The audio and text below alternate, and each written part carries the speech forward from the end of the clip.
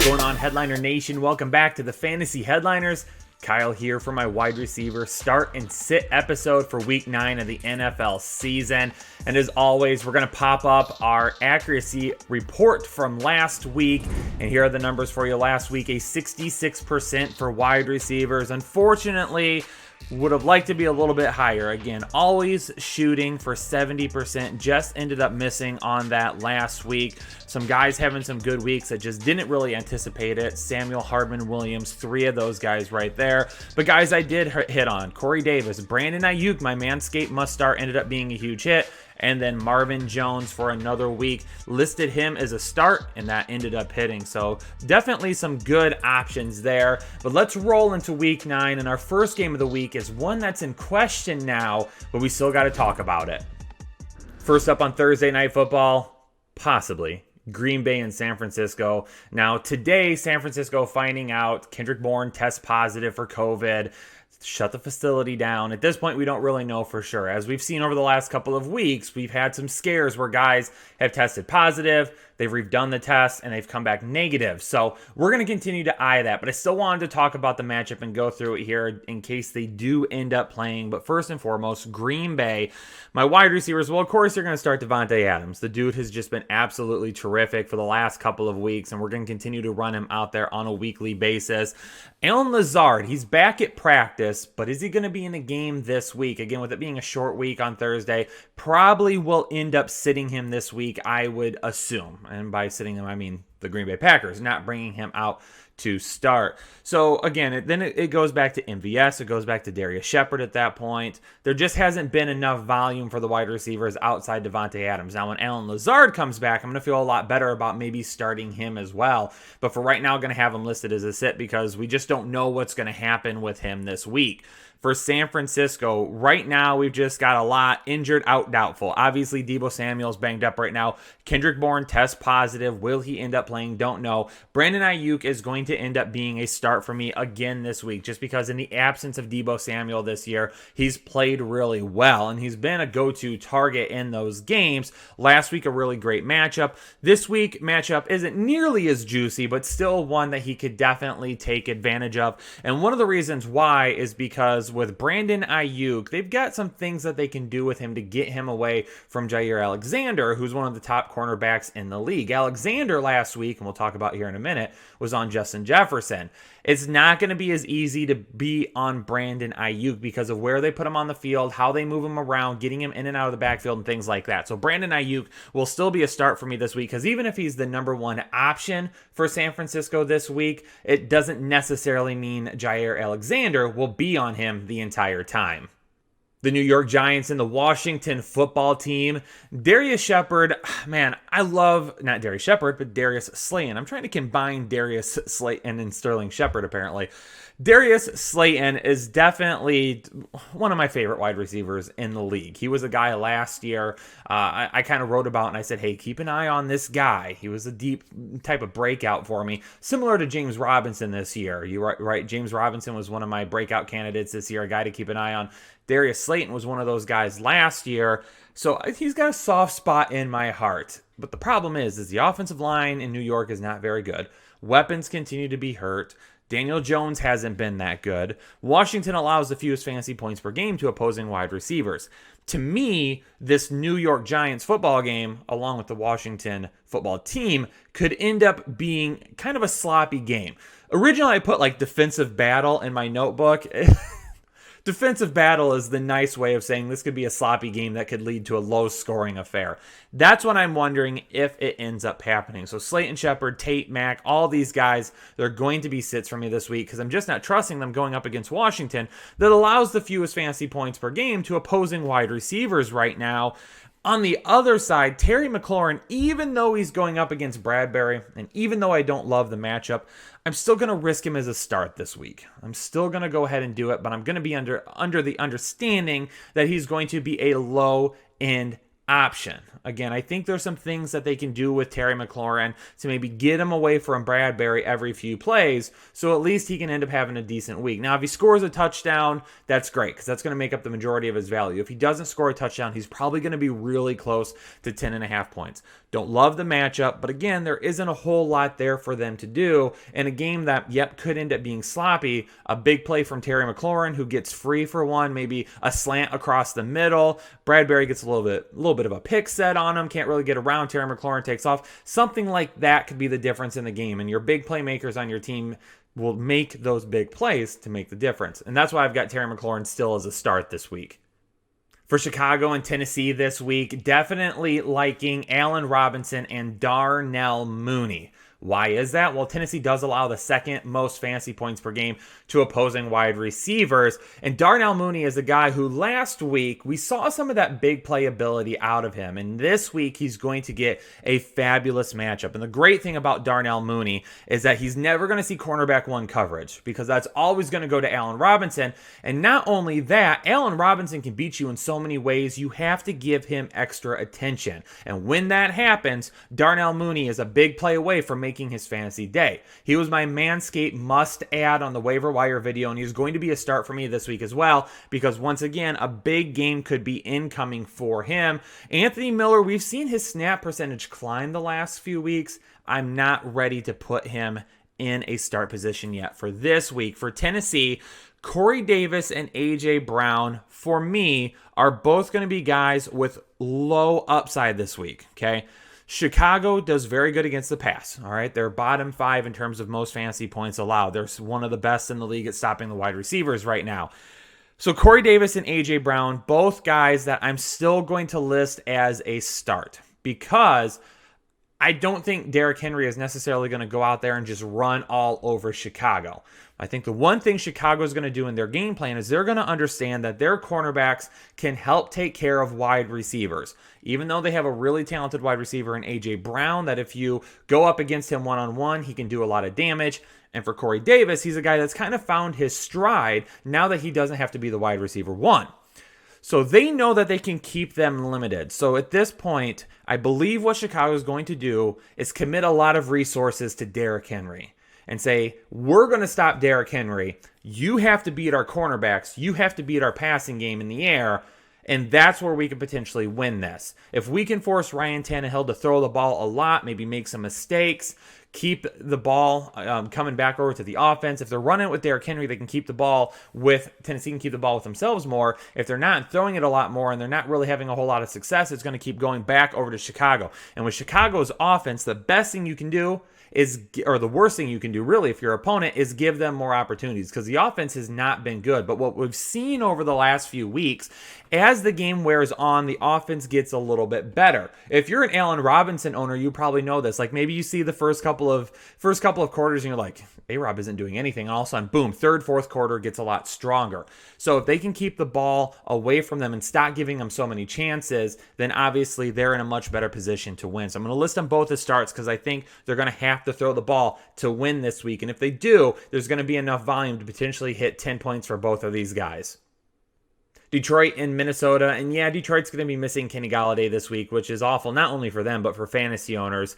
But they've got some weapons that can step in and help. Marvin Jones being one of those, a guy that's actually played very well over the last couple of weeks. I've had him as a start the last 2 weeks, and he's hit both of those weeks. Minnesota allows the third most fantasy points per game to opposing wide receivers. And on top of that, you've seen them get burnt by wide receiver ones quite a bit. So I'm going to go to Marvin Jones this week as a start. Detroit's going to have to throw the ball. They're going to absolutely have to throw the ball to win this game. If they do, Marvin Jones, hopefully he sees a lot more volume than the last time Kenny Golladay was out. When Kenny Golladay was out earlier in the season, Jones didn't do a whole lot. For Damian Amendola and Quintez Cephas. Now, Cephas was really a guy that was unheralded in week 1. He had like 11 targets in the first week, and nobody saw that coming. So will it end up happening again? It's possible, but he's also been a guy that's been listed as inactive over the last couple of weeks as well. Hasn't been a guy that's really gotten back into it.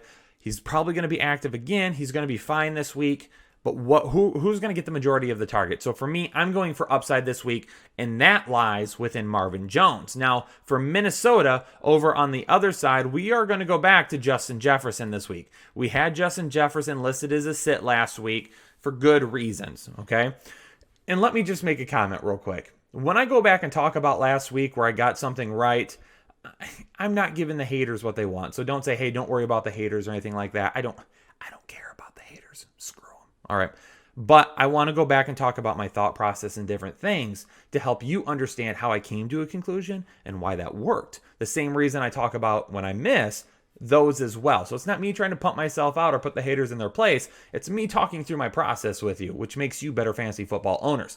So last week, Adam Thielen was a start. Justin Jefferson was a sit. Now, neither of them ended up doing any good. The weather was absolutely awful in Green Bay, right? However, the one thing I said about Justin Jefferson last week was that he was going to be covered by Jair Alexander. And there was a lot of you that disagreed with me and said, well, if Adam Thielen was the best wide receiver in week 1, why wouldn't he see Jair Alexander more often? What did I tell you, Headliner Nation? Thielen's going to get moved into the slot a lot more. In week 1, Justin Jefferson was in the slot quite a bit because that's better for him as a rookie. Since then, they have moved him more outside and given Adam Thielen more time in the slot. That allows Adam Thielen to get away from those cornerback ones, and it leaves it on Justin Jefferson, and that's what happened last week. But going up against Detroit this week, it doesn't matter nearly as much for me, because even though the Detroit secondary has played a lot better in recent weeks, even though they look to be growing a little bit, I like their young cornerbacks there, but Justin Jefferson and Adam Thielen are far superior to where they are currently, and because of that, they definitely could be in for big games here, especially if Detroit's throwing the ball and it's working. If that happens, then we know that Minnesota is going to have to throw the ball quite a bit. Expect a lot of Dalvin Cook again, but not nearly as much as we saw last week against Green Bay. The Carolina Panthers, they did let us down last week. That Thursday night game against Atlanta was prime opportunity. The weather didn't end up being that great. Teddy Bridgewater seen being a little bit off. And just, the offense wasn't clicking. But one thing they get this week is they get Christian McCaffrey back. And that's really big for this offense. And it's even bigger for these wide receivers. They've been performing without Christian McCaffrey. Mike Davis hasn't been bad, but over the last 3 weeks, he hasn't been good either. To start, he was playing really well, but he doesn't command the same type of respect that Christian McCaffrey does. And Christian McCaffrey now being back is only going to help open up this passing game a little bit more now. DJ Moore, Robbie Anderson, both going to be starts for me this week. Curtis Samuel is going to be a sit. Mentioned him in the waiver wire video, but some of the things that they've done with him over the last couple of weeks, kind of similar what they did with Mike Davis when Christian McCaffrey was first hurt, and what they do with Christian McCaffrey overall. For some reason, they didn't do it with Curtis Samuel sooner. They waited till the last couple of weeks. But now with Christian McCaffrey back, they're not going to be able to do really the same thing with Samuel at this point. So he's going to be a sit for me again. Some of those touchdowns you've seen him getting, he's not going to get with Christian McCaffrey back and healthy. So DJ Moore, Robbie Anderson, both going to be starts. Why? Because you're going up against Kansas City. You're going to have to throw the ball quite a bit. Even though that Kansas City Chiefs defense is pretty good. It's underrated. A lot of people are like, oh, playing Kansas City, you got to start guys. That pass defense is pretty good. Right now, they're in the bottom 10 of most fantasy points allowed to opposing quarterbacks. So they've done a really good job really minimizing, or not quarterbacks, but wide receivers, but minimizing those points that they're giving up to the wide receiver position. They're getting beaten some other places. So DJ Moore, Robbie Anderson. Maybe the ceiling isn't as high this week as we've seen in previous weeks. We're still going to go ahead and start both of them. Even after a disappointing outing last week, DJ Moore seemed to be on the up and up. Now, the one thing I will caution you on DJ Moore is something I brought up a couple of weeks ago. A little too reliant on the big plays right now. Volume really hasn't been there, but it's been those big plays that have kind of gotten him there. So we have to kind of hope for that big play with DJ Moore. If he gets it, then the little bit less of volume we're seeing for him doesn't necessarily hurt as much. If he doesn't get it, that's when we get disappointed and we look at DJ Moore as not really being a safe start. Again, in this matchup, though, I'm going to go with him as a start. For Kansas City, obviously, Tyreek Hill, always a start. Is Sammy Watkins going to be back this week? I would love to start Mecole Hardman. Okay, Mecole Hardman had that great game last week, and I've got a soft spot for Mecole Hardman. I think he's a really dynamic playmaker. A guy, if they utilized a little bit more, would have some better fantasy stats. But it really depends. If Sammy Watkins is there, that's 3 different people that could be going to at wide receiver. It's either Demarcus Robinson or Mecole Hardman. And when you go up against the New York Jets, It's the Jets, and that's who Hardman burned last week. Carolina's a little bit of a different beast. They allow the 5th fewest fantasy points per game to opposing wide receivers. So again, it's going to be Tyreek Hill. It's going to be Travis Kelce. And then after that, it's going to be obviously the running game a little bit. And then it bounces around to everybody else and it's spread out. It just really depends on that week who is able to get open and make the big play. Houston and Jacksonville, Will Fuller, Brandon Cooks, both going to be starts for me this week. Coming out of the bye, hopefully they're refreshed, healthy, ready to roll, and they've got a really good game plan going up against Jacksonville.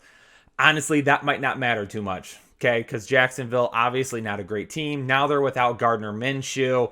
So what's going to happen with them? Cooks and Fuller both starts. This is a good game for them to get rolling. Again, coming out of the bye is always a really good opportunity to maybe adjust some of your game plan or to make sure some of your game plan is really efficient moving forward. It's a good time to really say, hey, these guys had an extra week to prepare and we could see the best game plan out of them, which means more fantasy points for us. So Cooks Fuller starts for me, but it could get out of hand early. And this is a game that David Johnson, Jake's got him as his Manscaped must start of the week. He talked about that in the running back video. I definitely think we could see a lot of David Johnson. So if that happens and it happens early, some of that upside that we like from those Houston wide receivers, all of a sudden it's gone. For Jacksonville, though, I'm not starting anybody from Jacksonville. We need to see Jake Luton on the field playing the rookie. What's he going to do for us, okay? Yeah, Gardner Minshew stepped in last year and was great. He's been okay at times. But for me, this late in the season, where some of you are fighting for playoff spots or you're looking to turn things around, betting on a rookie quarterback and an offense that really just hasn't been that good this year, it's probably a little bit more risk averse than what you're willing to be. Baltimore and Indianapolis, and Marquise Brown was in a smash position last week. The Pittsburgh Steelers have given up more 40-plus yard plays to wide receivers than any other team in football.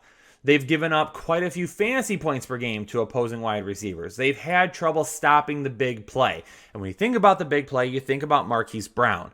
And last week, they just didn't get it done. And he went to Twitter to let people know he wasn't super happy about his usage in this offense. Now, did end up scoring, but the big play that we're asking for just hasn't been there. This week, going up against Indianapolis, a team that's done a pretty good job at stopping opposing wide receivers, I've got them listed as a sit.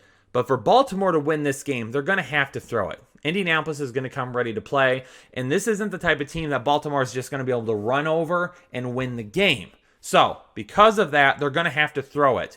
Willie Snead last week had a really good week, went for over 100 yards. I think that could end up happening this week as well against Indianapolis, because right now with Lamar Jackson, he's struggling, okay? There's no doubt about it. He is struggling. He is not the same player that we saw last year. So what they need to do is to put him in high percentage situations, not only just keep the confidence going, but to give him the ability to make the plays. And Willie Snead being that slot receiver that will help win those intermediate and short routes, those high percentage pass plays. For them to win this week, Willie Snead is going to have to be a guy that helps out in the passing game again. Now, could they force a little bit to Marquise Brown after last week? Yeah. But Snead is coming off, again, 7 targets, 5 receptions, 106 yards. If you can get me close to that again in half PPR, he's going to end up being a start. So I'm going to list Snead as a start, expecting that Brown might not have that upside going up against a tough defense this week. For the Indianapolis Colts, everybody's a sit right now. Why? Because there was 8 players last year that had multiple targets. So what they have really done, not only at wide receiver, but at tight end, their key to winning right now and their key to moving the offense is spreading the ball around, getting wide receivers on and off the field, getting tight ends on and off the field. When they get a little bit closer to the red zone, it kind of becomes the tight ends at that point. Wide receivers aren't really seeing a lot of opportunity down there. Jack Doyle getting that touchdown last week. Again, not a big week for him, but he gets the touchdown. They're spreading the ball around so much right now, it's really hard to pinpoint any single person as being that fantasy contributor. Now, every single one of these guys could end up having 3 to 6 targets, 4 to 6 receptions, and maybe 30 to 40 yards. That's not bad, but you have to have 10 half PPR points for me to list you as a start and be right about it. I just don't see 10 half PPR points as an upside for any of these guys in any given week, including a matchup like this one. Seattle and Buffalo, and obviously with Seattle, we are going to keep running DK Metcalf and Tyler Lockett out there. DK Metcalf this week for me, probably a little bit safer than what Tyler Lockett is, okay? As we've mentioned all season long, Tyler Lockett is boom or bust. He could win you your week like you've seen. He could lose you your week like you've seen. It's really a good idea that you don't have Tyler Lockett as your wide receiver one. Yes, this matchup is a little bit more difficult. I'm still going to list Lockett as a start. Now, depending on what your situation looks like, if you're in a situation where you absolutely need a win this week, where you don't have a whole lot of upside on your team, depending on who you have, I might have some guys listed over Tyler Lockett this week. Metcalf for me is still top 10-ish wide receiver. Tyler Lockett's going to be probably more towards that wide receiver 17, 16, 15 type area just because of the boomer bust potential. And again, being a tougher matchup going up against the Buffalo passing game or pass defense. Seattle, though, on the other side, gives up a ton of fantasy points to wide receivers, the most by far in the entire football league. They give up 11 more points per 11 more fantasy points per game than the next closest team. So John Brown is a start, Stephon Diggs is a start, Cole Beasley is a start. If you play Seattle, you start your wide receivers. For Denver, this is the best on paper matchup that they've had since their bye. They played the Jets right before their bye, and then they've had 3 tough matchups against good passing defenses. Now they get the Atlanta Falcons, who have struggled at times this year. Now, I will say, since the change in the coaching staff, this defense has played a whole lot better, but it's still not a defense that I'm ready to say, oh, hey, I'm going to set guys against. Drew Lock and company, they didn't look too bad last week against the Chargers. So this week, going up against Atlanta, I'm going to go with Jerry Jeudy and Tim Patrick both as starts. Now, if I had to guess, probably Tim Patrick over Jerry Jeudy by a little bit. And I don't necessarily think their ceilings are that high. I think both of these guys finish right around that 10 to 15 point range. I don't think any of them are going for 20, 25, 30 points, huge top 10 weeks or anything like that. I'm going to have probably Tim Patrick as a lower end wide receiver too. But going up against Atlanta, you're going to have to throw the ball a little bit. And again, it's not that great of a matchup where I'm going to sit everybody on that team. So Jeudy and Patrick, both guys I'll be looking at this week. And then for the Atlanta Falcons, now Calvin Ridley still kind of considered day-to-day with that foot sprain. We got to keep an eye on it. We have to see what happens. More than likely this week, I'm not going to play him. Even if for some reason he were to be active, I may skip on him this week and try to find a different option unless you're absolutely in a position that you have to have him in your lineup. Julio Jones, he's back. He's healthy. We're going to start him. Russell Gage is a sit right now, but we're going to see what happens. Again, a lot of it depends on Calvin Ridley. Will he play? Will he not play? Is he going to be limited? All of that. Now, Hayden Hurst, that's kind of that number 2 target that I'm looking at right now. And we'll talk about that more on the tight end video. But that's why, as of right now, Russell Gage is a sit until we learn more about Calvin Ridley. The Las Vegas Raiders, the Los Angeles Chargers. For me, for Las Vegas, I'd love to start Nelson Aguilar again, okay? I'm basically, like 3 for 4 this year, calling him as a start or something like that. Last week wasn't great, but again, last week also was a horrible game in the weather in Cleveland. Now, the Chargers, the thing about the Chargers, okay, they have a pretty decent pass defense. I think they get overlooked from time to time. So Ruggs, Aguilar, Renfro, they're all going to be sits for me this week because what I expect to happen is a lot of spreading the ball around. I don't expect too many huge plays. If it happens, it comes from Aguilar. I just don't know if that happens this week. If anything, it's Hunter Renfro that I'm kind of looking a little bit more towards. What I could see end up happening with this matchup is it being one that maybe is a little bit lower scoring than what we might be anticipating. Right now, I'm kind of looking at it hitting the under. For Keenan Allen and Mike Williams for the Chargers, I am going to list them both as starts. Keenan Allen gets far too many targets for him to ever be a start. And again, maybe one of the biggest draft day values in 2020 for fantasy owners. For Mike Williams, I'm going to list him as a start. Really what we need from him is one big play. Last week had a big play. Definitely a guy that can do it again going up against this defense. That's where maybe this turns into like a 14-7, 14-10, something like that, or a 21-14 type game where Darren Waller gets a majority of the points along with the running backs for the Chargers, and maybe Allen and Williams are the guys that hit on the other side for the Chargers. For the Steelers and the Cowboys, I've got 3 wide receivers listed as starts this week for the Steelers. And more than likely, 2 of the 3 will end up hitting. To me, it's kind of Juju will probably end up hitting. Deontay Johnson, if he's healthy and ready to roll. Remember last week, he got pulled from that game last week with an injury. He ended up coming back a little bit later, but he did miss some time with that injury. Deontay Johnson is worse than Will Fuller. Will Fuller's been the same way over the last couple of years. Does great when he's on the field. He gets hurt and it goes to crap. Deontay Johnson's been the same way this year. When he's been healthy and on the field, he's been great. As soon as he gets hurt, he goes to crap. So Juju to me is the safest option of the 3. And then Johnson and Claypool kind of rely on each other a little bit. But I've got all 3 listed as starts because going up against Dallas, absolutely possible all 3 of them could end up hitting. And on the other side for Dallas, who are they going to be going with at quarterback this week? It sounds like Garrett Gilbert or Cooper Rush will end up being the starting quarterback this week. Again, Dak Prescott out with the injury. Then Andy Dalton comes out. He gets hurt, gets the concussion. Then he tests positive for COVID. And then last week, it's a mess, right? It's a mess at the quarterback position. So I'm going to start Amari Cooper. He's going to be lower. He's going to be like a mid-range wide receiver 2 for me.